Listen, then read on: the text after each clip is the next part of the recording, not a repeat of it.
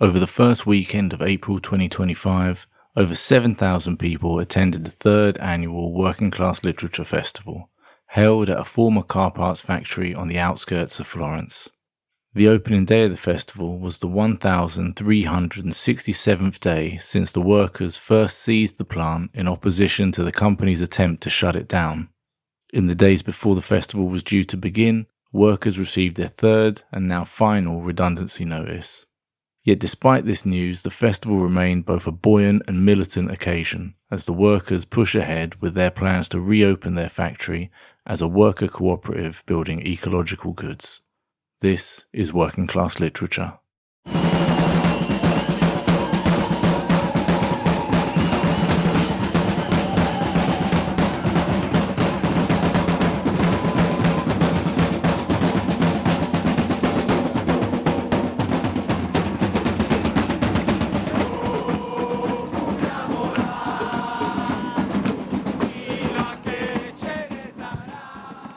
Before we start, a quick note to say that we're only able to continue making these podcasts, both Working Class History and Working Class Literature, because of the support of our listeners on Patreon. If you like what we do and want to help us with our work, join us on patreon.com/workingclasshistory, where you can get benefits like early access to episodes, exclusive bonus content, discounted books, merch, and more. For instance, Patreon supporters got early access to this episode without ads, and they also get exclusive access to our 2 Patreon-only podcast series, Radical Reads and Fireside Chat. Link in the show notes. Hi, I'm Kristen Bell, and if you know my husband Dax, then you also know he loves shopping for a car. Selling a car? Not so much. We're really doing this, huh? Thankfully, Carvana makes it easy. Answer a few questions, put in your VIN or license, and done. We sold ours in minutes this morning, and they'll come pick it up and pay us this afternoon. Bye-bye, truckie. Of course, we kept the favorite. Hello, other truckie. Sell your car with Carvana today. Terms and conditions apply. You might remember that back in February we put out 2 episodes about the Working Class Literature Festival in Florence. For the past 3 years, this festival has taken place at the former GKN car parts factory that, in 2021, was taken over by its former employees after they were made redundant, and has been under their control since. To get a fuller understanding of how the festival got started and the GKN struggle itself, we recommend you go back and listen to those episodes first. But as part of making those episodes, the author and festival organiser Alberto Brunetti, who we interviewed for those episodes, suggested that I attend this year's event. I should note that unlike normal episodes, the interviews used here were recorded on site at the festival itself, so apologies in advance for the quality of some of the audio, which can vary quite a bit. As such, in April, I made my way out to Florence to experience it for myself. A weekend of music, talks, discussions and performances, not to mention food and beer, that brought together over 7,000 people, making it easily the biggest working class cultural event in Europe and perhaps even the world. But more important than the scale of the event was the way that it was different from pretty much any other literary event that I'd been to, even those specifically about working class writing. As we touched on in the previous episodes, this festival is not just about increasing working class representation in middle class dominated areas of society like publishing and academia, it's about transforming society itself, something that was evident in the slogan of this year's festival, "We will be everything." The result of this is that while there were professional writers and scholars who are from working class backgrounds or writing about working class issues, there were also many talks by people who write and research but might not think of themselves primarily as writers or researchers. My book is it's some kind of a chronicles, it's some kind of a memoir. It's my first year in Sweden. And basically, if you want to know my background, I'm a high school dropout. I come from Poland. This is Daria Bogdanska, a union activist living in Malmö, southern Sweden, and the author-illustrator of the graphic novel Wage Slaves. I don't come from a union tradition, I'm now 30-something. When I grew up, I was kind of maybe considering myself a leftist, but I had no idea of actual union work. I was a part of the precariat. And in this way, you read about union traditions. You read about left-wing history, but it's very abstract. It's the past. You don't see, like, at least me being the like young millennial leftist, I couldn't relate to this in my daily life. Just working shit jobs, and a way of changing your conditions would be changing a job instead of taking a fight. European Union opens to Poland, where I go, of course, London, where I did the bike messenger work for a few years. I consider it a shit job, absolutely. I did some bike mechanic jobs. I did some waiting. I did any kind of shit job you can imagine in Spain and in the UK. And I'm kind of this typical European EU nomad, going and doing different shit jobs and just finding means to to live. And then I end up in Sweden. That's actually a fun story, because there is those schools, people's schools, folkhögskola. It's some kind of vocational schools for people who didn't finish high school. So if you don't have a high school diploma, you can apply for such a school. And I got information that you could maybe apply to this kind of school. I always did writing and drawing. So I applied to a comic school, actually. I just want to try something. And I lied that I knew Swedish on my application, and I got in. And I was, okay, then I'm going to Sweden. And basically me in my backpack, and I've, a few €100 in my pocket. And the whole book kind of depicts my first year in Sweden and kind of my clashes with the Swedish system.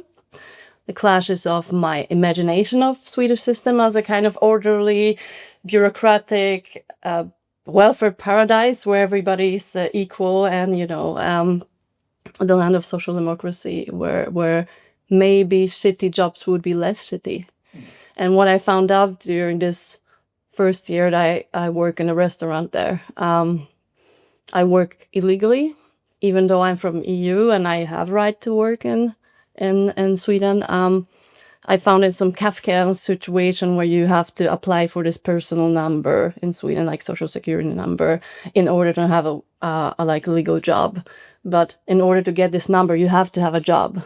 So it's a catch-22 situation, So I work illegally. I work at a restaurant. It's an Indian restaurant, and I'm the only white person working there. And I earn like €5 an hour. And this is shitty, but I'm used to shitty, I just need to pay my rent.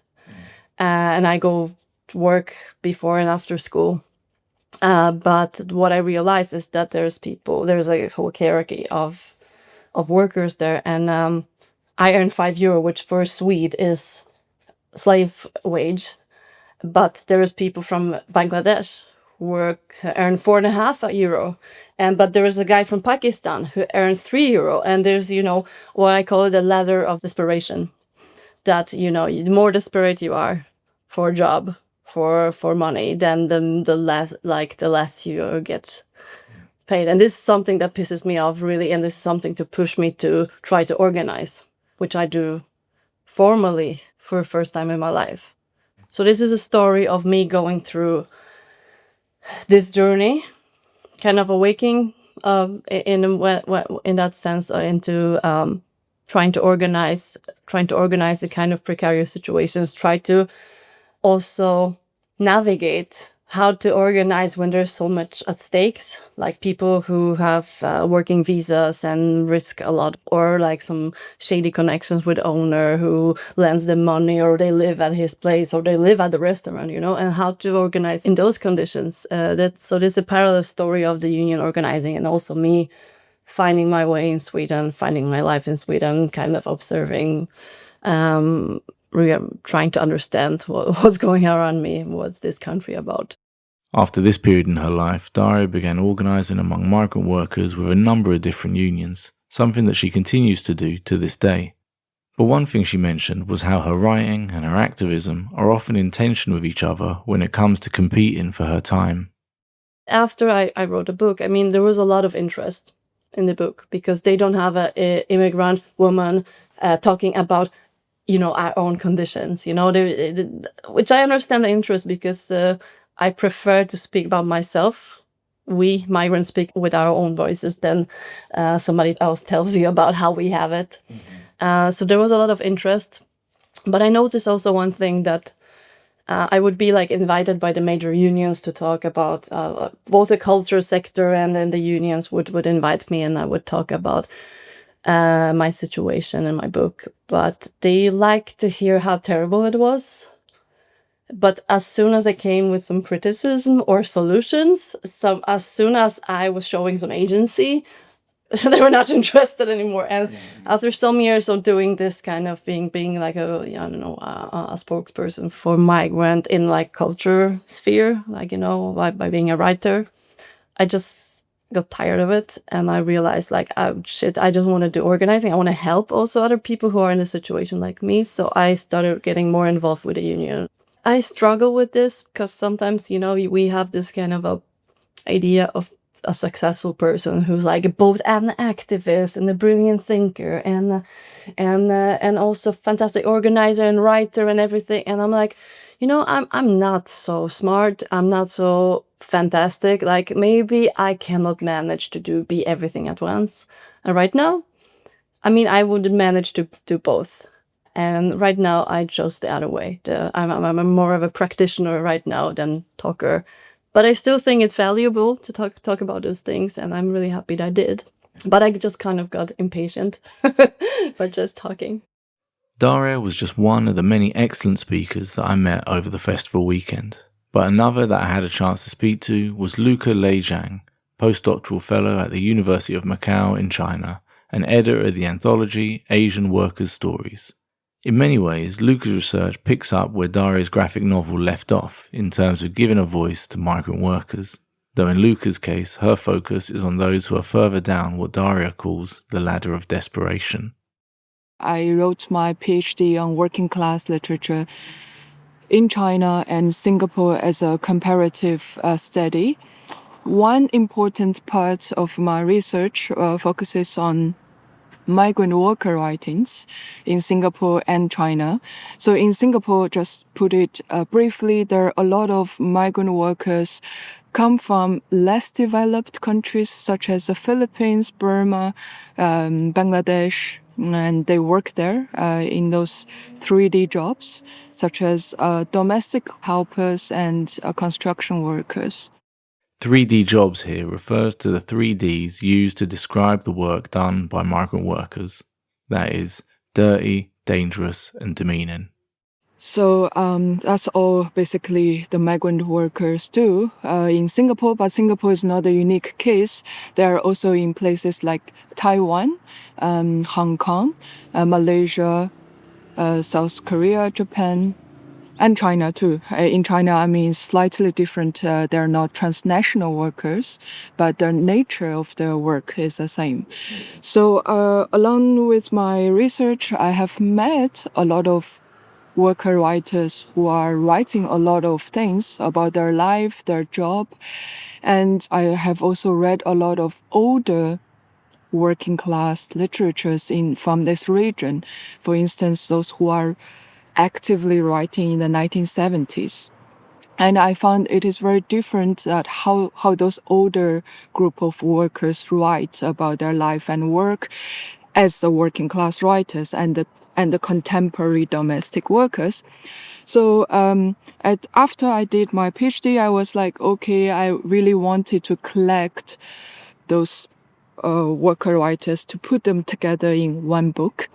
I really want to highlight this kind of collective way of framing workers' writing, not only as individual workers. For instance, a lot of migrant worker writers in Singapore has been framed as migrant writers, and I have a trouble with that term because in general, when they talk about migrant writers, it seems worker identity has been erased or downplayed. So there are a lot of literary events and activities about migrant worker writings in this region, for instance, Singapore, Hong Kong, and Taiwan. But I'm always worried about how they downplay the worker aspect in these writings. And there are a lot of things also happened within this writing community. For instance, when migrant workers are writing about their home lives, their personal emotions, they are very welcomed by the local government's literary events. But there's a line where when they started writing about their working conditions as workers, or when they want to have some improvements in their life conditions, they are no longer welcomed in this kind of writing practices. So I wanted to do a book where I didn't encourage them to write about their working condition, but I really want to put this working class literature, class perspective in this book. And thirdly, maybe the last one is I want to the writers know they are not writing alone. They are workers in different parts of Asia writing about their writing. So I want to kind of bring this book to them and let them know, see, you're not working alone. We have a lot of people writing on their lives. They are writers in these collections who are very experienced writers. They have been writing for years. But the fact is, some of the writers are very experienced ones, and they are published, they're recognized, but some of them are very, very new. And there's also a relatively older worker writer from Malaysia in this collection. So I found he's very interesting because he was connected with the older working class writing in Malaysia in the 1970s. So in Malaysia in 1970s, Malaysia and Singapore, in the 1960s and 70s, there was a very active working class writing group who basically all of them are factory workers or bus drivers or plantation workers, because there was a very active working class culture at that time. But now they are kind of forgotten or marginalized because there are not a lot of working class literature studies or institution in that region. So I read his books. He self-published 2 collections of his writings in Chinese, and I read it, and I kind of I asked him, is that okay if I translate 1 or 2 of your stories to this collection? And he said, of course. So that's again one of my kind of hope that I can historicize those writings, and because those writings are not, like speaking of from working class writing perspective, is not something that new. One of the interesting things about Asian workers' stories is the range of different jobs and nationalities of its contributors, and how these interact with various literary traditions that inform their writing. There are a lot of domestic workers. They live in the households, and it is exactly very hard to draw the line between life and work, in a sense where they work at where the employers live and they live there, right? So you can see their stories are very kind of centered on this household. So it's also kind of no longer the traditional working class life where you go to a factory or you go to a place to work. Maybe Stephanie's story is a very good example where Stephanie's story, the autobiography of the other Lady Gaga, is particularly interesting in terms of the form or the genre she uses. Her stories in this collection is drawn from this form called dekli in the Filipino literary tradition, where I think it's similar to flash fiction or mini stories or mini fiction in English terms. And those writings, this genre started at the beginning of 20th century in the Philippines after the Philippine and U.S. war, and people wrote in this form. They publish on local magazines, newspapers in their vernacular language. So she also used this form for her writings, which I found very interesting. The autobiography of the other Lady Gaga is a contribution to Asian workers' stories by Stephanie J. Alvarez, a trans-Filipino migrant worker who worked for almost 15 years in Saudi Arabia. As Luca mentioned, the Dagley form that she uses in her story has its roots in the anti-American newspapers and magazines that proliferated after the Philippine-American War at the turn of the 20th century. But as the translator's note in the anthology makes clear, the Dagley is also a form of vignette or sketch for expressing romantic love for a woman. This context feels very present in Alvarez's story, not just in terms of the political origins of the Dagley, but also its roots as a romantic genre. But those romantic roots contrast starkly with the multiple depictions of sexual harassment and violence in Alvarez's story, and, in doing so, Alvarez powerfully twists those roots into a sick parody of themselves. Like Lucas says, for domestic workers, the line between life and work is often hard to draw, and as can be read in Alvarez's story, the same can be said about the line between workers' issues or the issues of migrants, women, or LGBT+ communities, particularly in places like Saudi Arabia, where their vulnerability as oppressed groups is made worse by the conditions of their employment. However, Alvarez is not the only writer in the collection to use form and genre in interesting ways. Speaking of form, I'm very interested in, for instance, the form of journal or how they document their factory life or construction workers' life. Those are the forms for other, like bourgeoisie writings or middle-class writings, but I found this kind of writing from those worker writers gave a new meaning to those genres. For instance, diary keeping might be a very kind of, most of the times we read a diary from writers, right? Famous writers, Virginia Woolf or others. But they also, for instance, the writer in this book, the last one, M.D. Sharifuddin, he's from Bangladesh and he used to work as a migrant worker in Singapore in constructions. And he published actually 2 books on his life in Singapore. And those 2 books are named as Diary of a migrant worker in Singapore. And again, in terms of form, maybe keeping a journal or diary was supposed to be very intimate, personal writing, but his writing was meant to be read by others in terms of Singaporean people and other fellow workers for other different purpose. Last year, on the Working Class Literature podcast, we published a 3-part series on migrant worker poetry in China, with a significant focus on the poetry anthology Iron Moon. One thing that came up during my conversation with Luca, however, is that those Chinese migrant worker poets who have been translated into English themselves often reflect the biases of Western scholars and translators. If you'd like to listen to our series on Chinese migrant worker poetry, we'll include a link to it on the webpage for this episode. Link in the show notes. So in China, everything's very complicated, even when it comes to workers' writing. There are so many workers are writing in China today or in the past. And I found this is very interesting in terms of who got translated.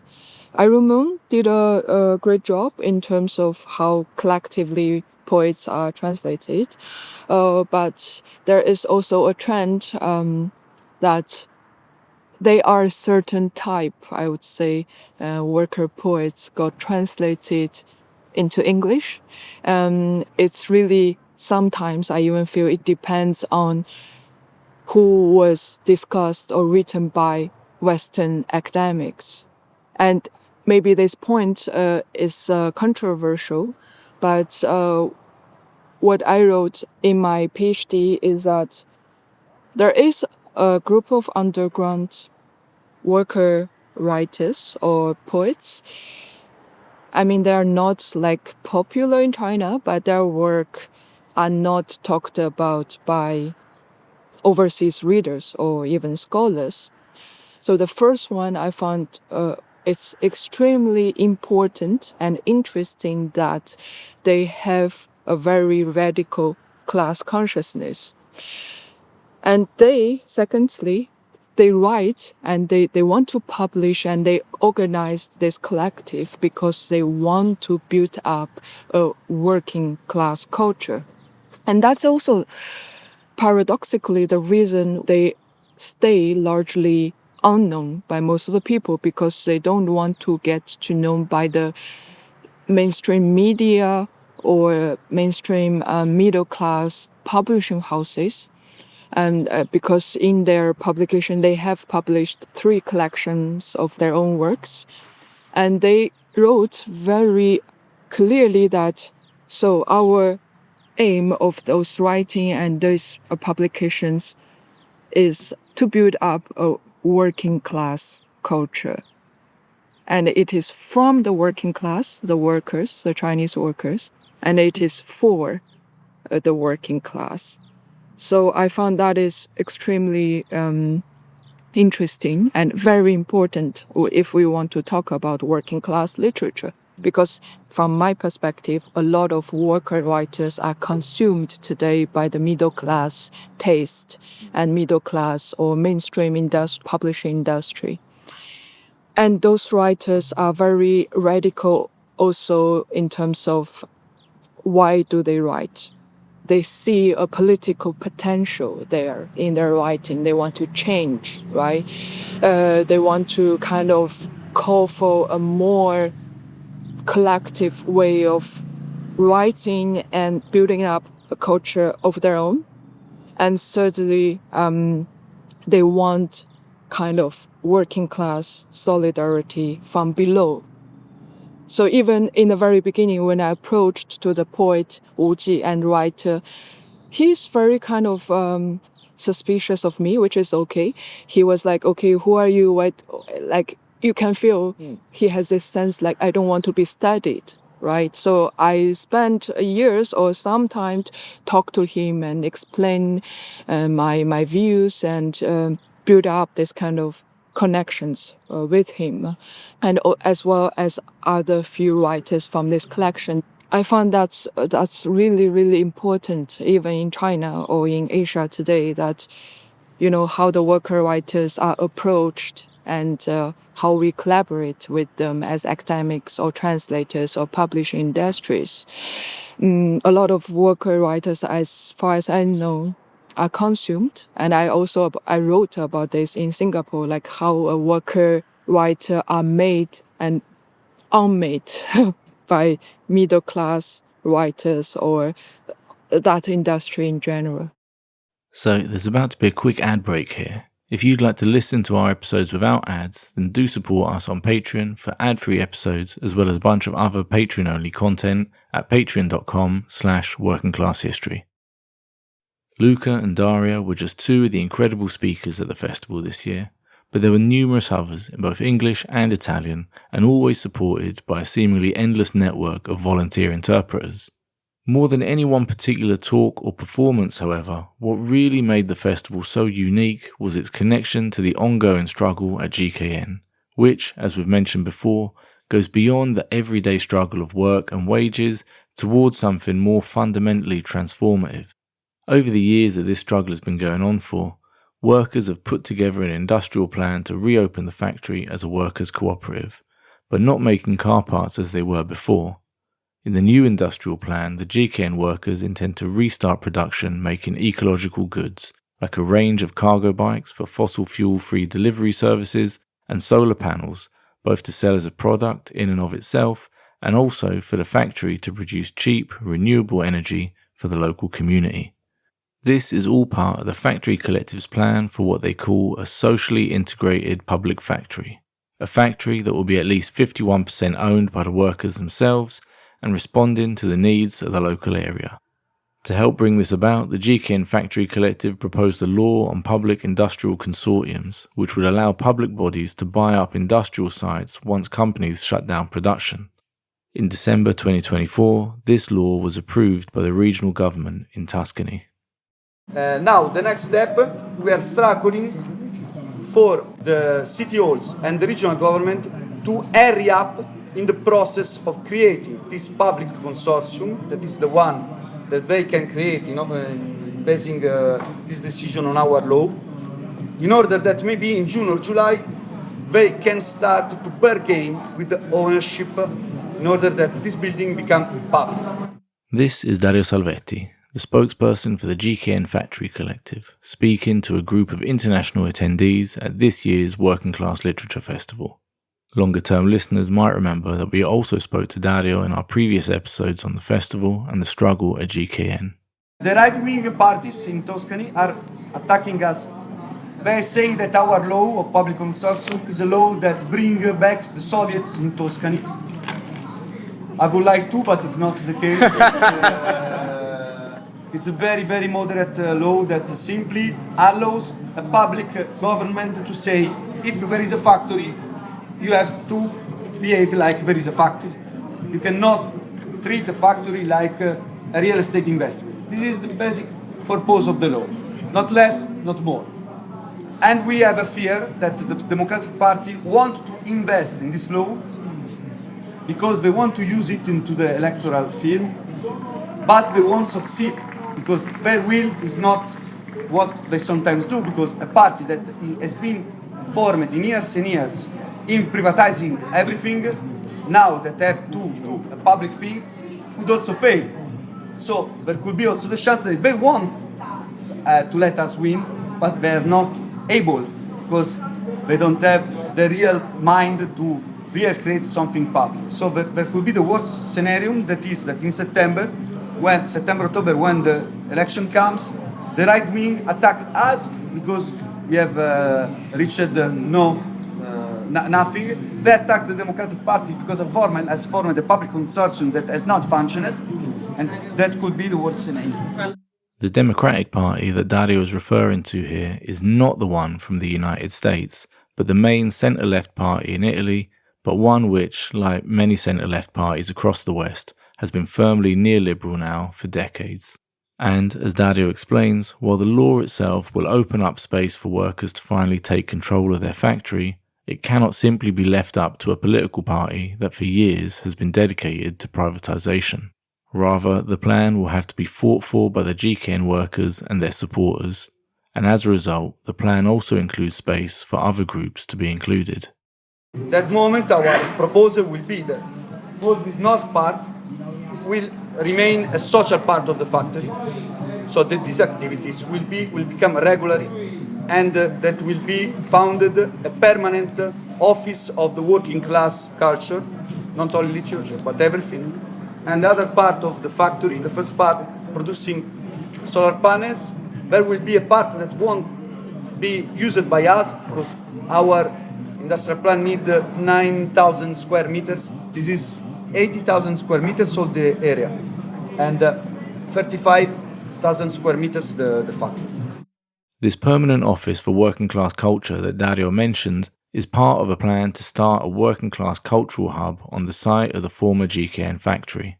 This cultural hub would include a museum, social and labour movement archives, beginning with that of the Tuscan Metal Workers Union, a permanent headquarters for the organisation of European working class literature festivals, and an audiovisual centre, including training for aspiring filmmakers. This is just one of the projects that will be developed on the site, which will be run by a cooperative made up not only of the former workers, but climate and migrants' rights campaigners, mutual aid associations, and social centres. The plan is incredible, almost too good to be true, but as with all the other obstacles that have gotten in their way, the Factory Collective has a strategy for overcoming it and turning their plans into reality. More or less, we need 12 million euros, okay? 600,000 can come from our unemployment benefit, because we can shift our unemployment benefit into the cooperatives. We have some ethic financial fund that could make 2 million euro, and ethic bank that may put 2 million euros, and then we have another public sector that could bring into the project like 500,000. And then we have like 5 million that should come from the bank, okay? And we are bargaining with some bank. And as I was saying, they're not here because they are clever or because they want that our struggle win, but because this struggle is so popular that it's an occasion also for the bank to do social washing. We know this is the game, but it's impossible to restart a factory without a loan from a bank. Unsurprisingly, the plan hasn't been well received by the business community. What has been clear in the last months is that there is total skepticism from the industrial sector, in Italy at least, but I think it's something that is Europe. There is total skepticism in the chance to produce solar panels here. They want to leave the technology to China. And you could say, well, it's better if someone produces solar panel. I don't mind if they are produced in China and Italy. Yes and no. It would be better to produce solar panel with a short chain of value because, of course, more kilometers the solar panel do, and later will be the recovery of the energy that the solar panel produces. We had to change a lot of things in the industrial plan. For example, we don't want to produce classical solar panel like the Chinese one, or at least we can also produce those one, but the kind of solar panel that we want to produce will be solar panels that are customized in order to be involved in the existing buildings and not to waste other square meters of free ground, for example, in the countryside. So everything was difficult, but going quite okay.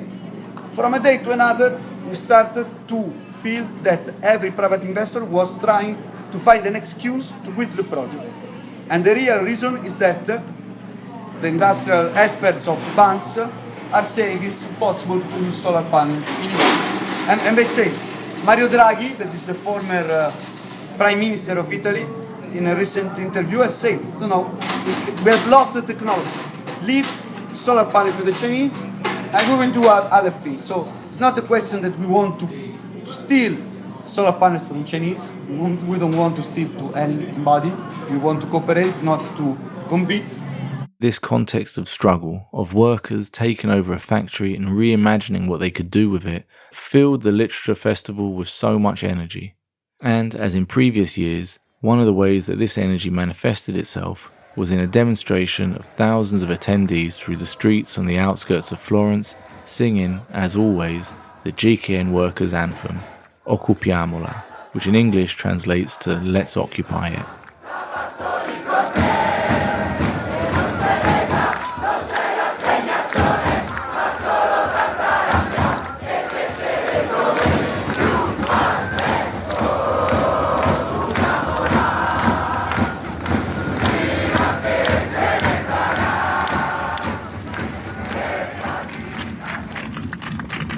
Siamo tutti GKN! Siamo tutti GKN! Siamo tutti GKN! That final chant, Siamo tutti GKN, translates as We are all GKN. This was something more than a simple literary festival. Of course, it was also that, with the kinds of interesting speakers and discussions that you would expect at such an event anywhere in the world. But it was also something else as well.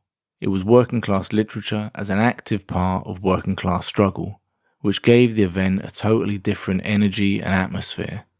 And of course, that energy and atmosphere was in huge part down to the attendees, themselves often activists and organisers from across Italy and beyond. Hi, I'm Francesca. Hello, I'm Gabriele. Hi, I'm Bianca. We come from Turin in the northwestern Italy, and we represent Comunet, which is a collective and mutualistic association which had a role in the GKN struggle in the past 4 years. Many of our comrades helped in many different ways, some of them with the industrial plan. We also helped with the communication, doing graphic design and helping with the media. We also helped with the legal part of the struggle, especially in the first years.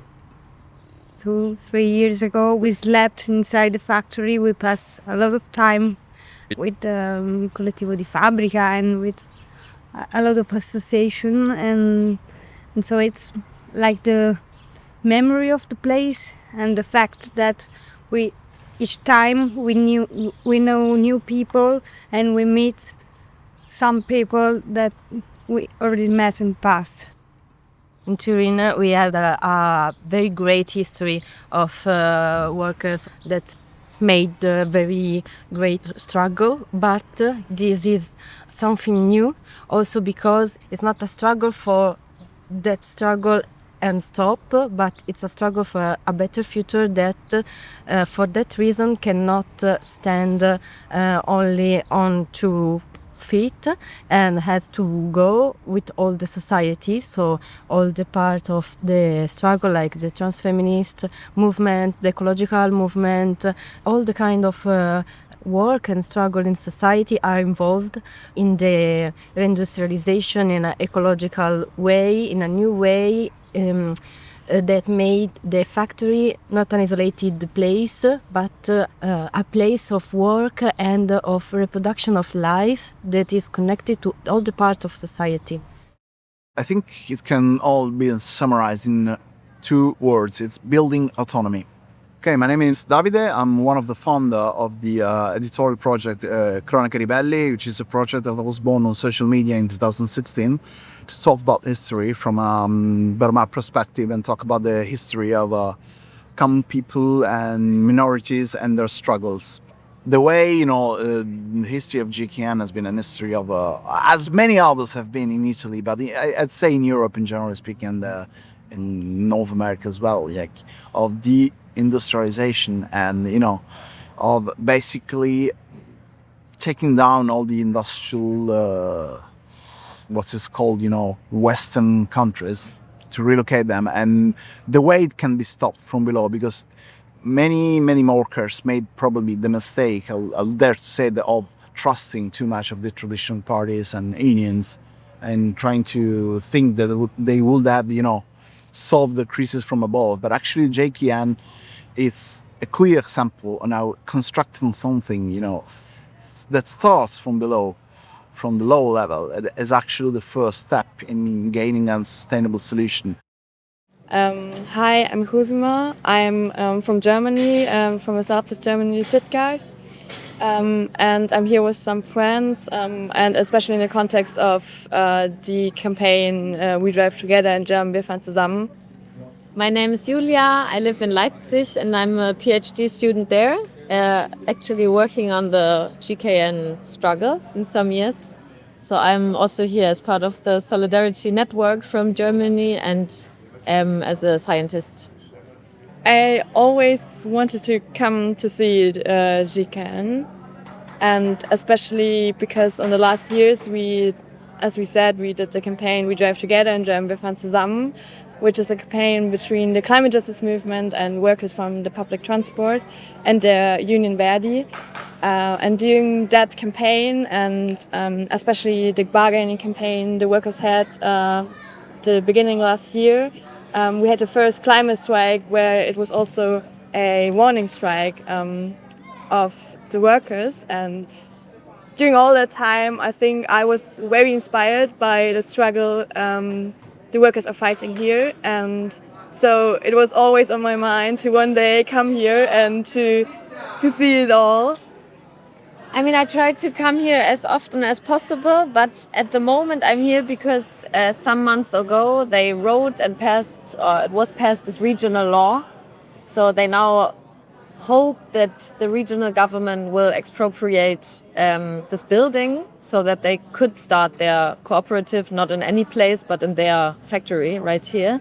And at the same time, they were fired again some days ago. So it's a very contradictory moment at the moment. And this is how you always feel being part of the struggle, that it could be the last moment to be here, to be part of that struggle in that place, really, in the factory. So this is why I thought, okay, before they could be really finally evicted, everyone should come here to support. And this is actually part of their struggle and how they make history, that whatever attack is arriving, they kind of have a counteraction, and I see this literature festival as a part of it, to do something, to mobilize people, to make sure that the police doesn't come to evict them.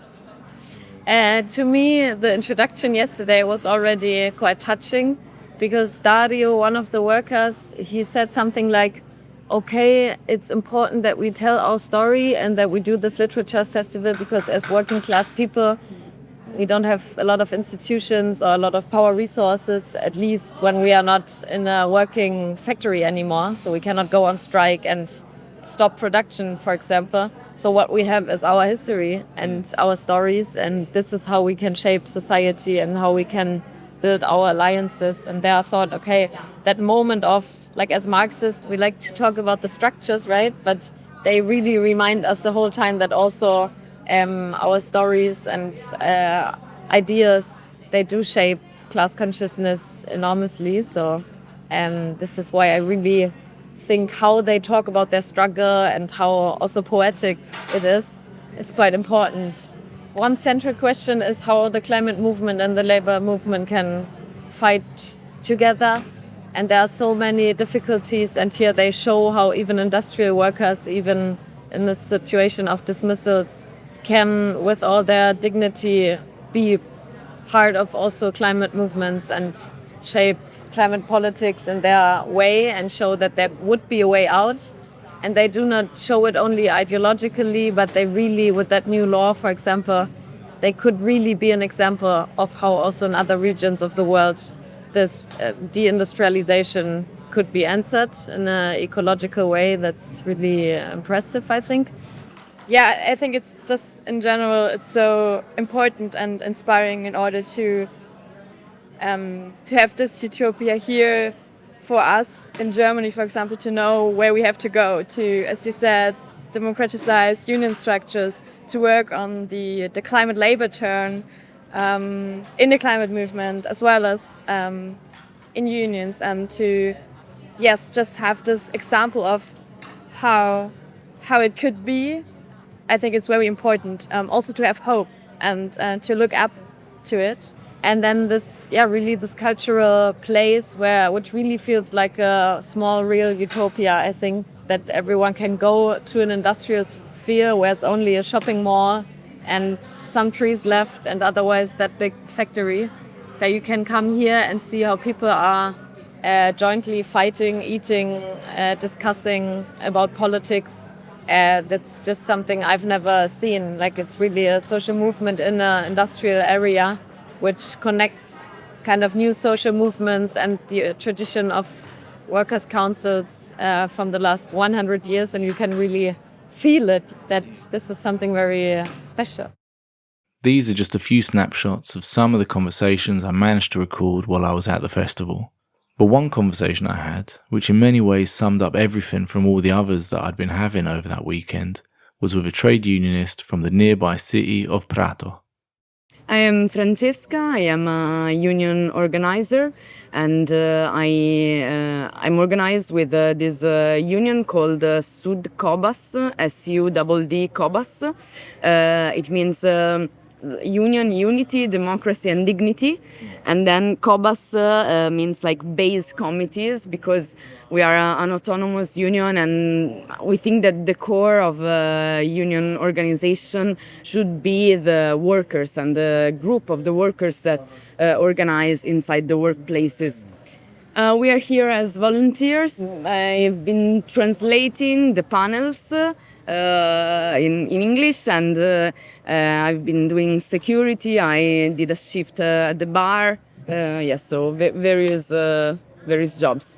We knew comrades from GKN even before the 9th of July 2021. They were among the first to always come to the strikes we were doing in the factories, mostly in the textile district in the Prato area, which is one of the biggest textile districts in Europe. And GKN workers were always among the first to come to take their solidarities, to cook meals for the workers who were on strike, and so during these years we've developed these strong connections, and we try to help this struggle as much as possible, because we feel this struggle as our own somehow. The majority of workers we organize with are migrant workers. They come mostly from Pakistan, but also from other countries, because the majority of people who work here in the area and have problems at work and work in exploitative conditions, like a lot of people work 12 hours per day, 7 days a week. And one of the most important things that we try to do organizing together is to be a megaphone for their voice and their experience and their desires for to struggle for a better life. And so I think that the Working Class Literature Festival can really be a vector for this, because it's one of its goals is to tell the working class, but also to let the working class speak and tell their own stories and talk about the condition the working class experiences at work, but also what kind of alternative people think it's necessary and want to commit to build together. So yeah, that's why I think this space is really something needed for the working class to tell its own stories and to share its own perspective. Yes, just now it's a podcast, so you can't see what we are seeing, but just looking in front of GKN factory on the left, we have an hotel. Inside this hotel, a group of female workers is organizing. They do cleaning for the hotel rooms, and they are basically paid for the rooms they clean and not for the hours they work. That's a big problem in the tourism sector, in this line of work. And on the right, we have a warehouse of a furniture logistic company called Mondo Convenienza. They also worked in a subcontract company in the Mondo Convenienza warehouse, and we were able to change this kind of condition with 5 months of strike, sleeping in front of the factory for 5 months, and yeah, but workers are still organizing there, yes, because new problems emerge even if we won that struggle and people got a regular contract, but we now are fighting for security at the workplace. And in front of us there is a supermarket called Panorama, and the workers are struggling there against the layoffs. On the side of the Mondo Convenienza warehouse, there was a sub-supplier factory who worked for the brand Mont Blanc. Pakistani workers were working there doing Mont Blanc bags 12 hours a day for 6 days a week for 1,000 euros per month. And when they unionized and they conquered their rights and their right to a 8-hour, 5 days time table, Mont Blanc decided to take away the work from this factory. And so they found themselves without a job, basically. And so they're struggling since 2023 to be reinstated in the Mont Blanc supply chain, because made in Italy and fashion luxury is a sector that we often think it's a good sector for people to work in, that because clothes or bags are so expensive, then the working conditions must be good, but actually, it's a sector where multinational companies and fashion brands try to extract the maximum profit possible from the workers. So yes, the Working Class Literature Festival is in front, just for example, of all this situation, and we think that GKN as an experience as a project of socially integrated public factory could really be an important pole for the workers to meet, to recognize themselves, and to build a collective way to tell their own stories. This, for me, really sums up so many of the things that made the Working Class Literature Festival so special. Partly that blurring of boundaries between attendees, volunteers and speakers that meant a union organiser might do security in the morning, translate in the afternoon, give a talk in the evening and work the bar after dinner. But also the way the festival was not just a platform for the GKN workers, but also how it brought together the struggles of so many others. This is what gave the factory site the feeling of being a small utopia, as Julia and Kusuma put it. The quality of the conversations you had and the connections you made with people felt different to those you have in normal everyday life. It really brought to mind a line from the novel Disneyland by Scottish author D.D. Johnson, who we interviewed in Working Class Literature episodes 5 and 6, where he writes, quote, "Shared endeavour is the basis of meaningful conversation," end quote. What made these conversations, not to mention the singing and marching and chanting, so meaningful was that they took place in a setting where people weren't just talking about social transformation, but one in which transformation was actually happening. Truth be told, I'm almost embarrassed at how significant an experience it was for me, as I feel like it makes me sound like a born-again religious fanatic. But it's like Hemingway once wrote about Paris. If you're lucky to have lived there as a young man, then wherever you go for the rest of your life, it stays with you, for Paris is a movable feast. Unfortunately for me, I'm no longer a young man anymore, but regardless, my brief visit to Campi Bisenzio was an experience that absolutely will stay with me for the rest of my life. As I'm recording this, however, the struggle remains in a state of flux. As mentioned right at the beginning of this episode, the workers were made redundant for the third and final time just before the festival.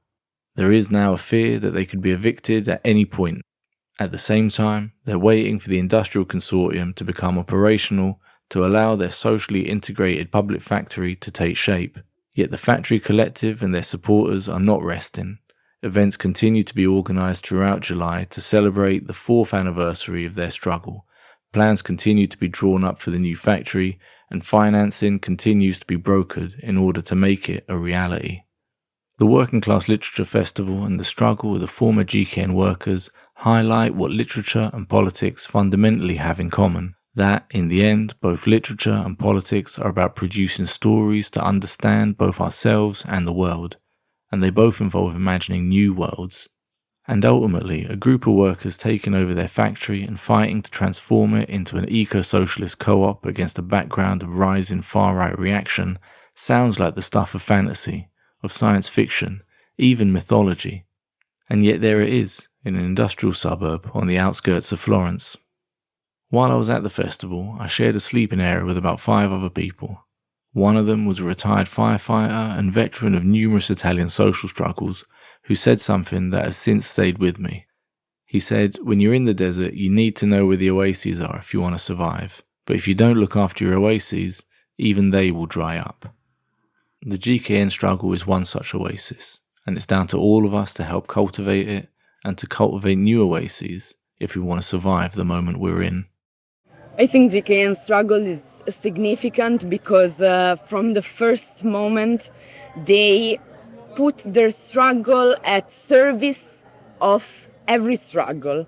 Somehow they started to this struggle against the layoffs and the closure of the factories, saying, yes, we are fighting for this, but there is more to fight for, and we want to put this struggle at service for the change of the whole system, of all the problems in the society that we experience, but not only to struggle against all these problems, but also try to build an alternative. And in this sense, the project of the social integrated public factory, I think it's a fundamental example of the necessity of struggling against the problems we face, but also in the meantime already beginning to build an alternative. Because we cannot wait the final victory to start questioning ourselves about what do we want, what do we need, but we should start from now to build the world we want to live in, so different society.